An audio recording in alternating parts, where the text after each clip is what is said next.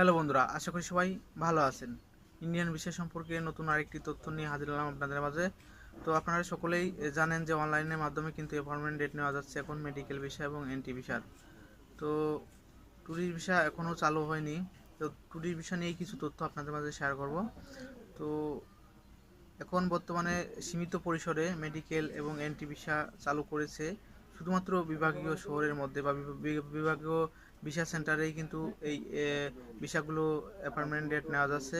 বাদবাকি অন্যান্য যে সকল ভিসা সেন্টার আছে যেমন যশোর, কুষ্টিয়া বা এরকম জেলাভিত্তিক শহরে যে সকল ভিসা সেন্টার আছে সেখানে কিন্তু আপনি অ্যাপয়েন্টমেন্ট ডেট নিতে পারবেন না, শুধুমাত্র বিভাগীয় শহরে নিতে পারবেন। আমি কালকে একটি ভিডিওতে বলেছি। তো যে বিষয়টি নিয়ে কথা বলছি ট্যুরিস্ট ভিসা, সেটি হচ্ছে আপনারা কিন্তু হয়তো খুব দ্রুতই ট্যুরিস্ট ভিসারও অ্যাপয়েন্টমেন্ট ডেট নিতে পারবেন এবং জমা দিতে পারবেন, ভিসা নিতে পারবেন। কারণ বাংলাদেশে সংবাদ মাধ্যমে শুনতে পেলাম যে আজকে একটি সংবাদ মাধ্যমে শুনতে পেলাম যে ভারত থেকে কলকাতার মধ্যেও কিন্তু বাংলাদেশি পর্যটক না যাওয়ার কারণে হাহাকার করছে, বা মেডিকেল ভিসা নিয়ে যারা যায় বাংলাদেশ থেকে তারা না যাওয়ার কারণে বা কম যাওয়ার কারণে কলকাতার মধ্যে তারা কিন্তু ব্যবসা করতে পারছে না, খুব হাহাকার হচ্ছে।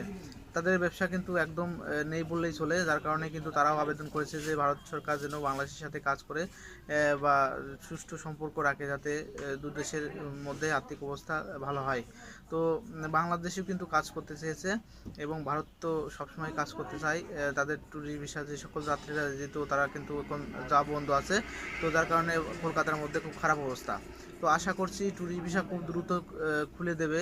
নতুন করে অ্যাপয়েন্টমেন্ট ডেট নিয়ে আপনারা হয়তো পাসপোর্ট জমা দিতে পারবেন খুব দ্রুত, হয়তো 1 মাসের মধ্যে আপনারা হয়তো এই সংবাদটি শুনতে পাবেন, খুশির সংবাদটি। তো আরেকটা বিষয় আছে গেদে বেনাপোল বর্ডার সম্পর্কে একটু তথ্য দিই।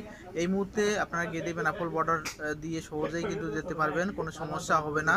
আর একটি বিষয় আছে, সেটি হচ্ছে এখন বর্তমানে টাকার মান খুবই কম।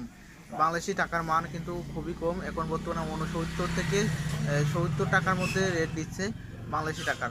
তো যাই হোক, এই ছিল ছোট্ট একটি ভিডিওটি ভালো লাগলে লাইক, কমেন্ট, শেয়ার করবেন এবং আমার চ্যানেলটি সাবস্ক্রাইব করবেন।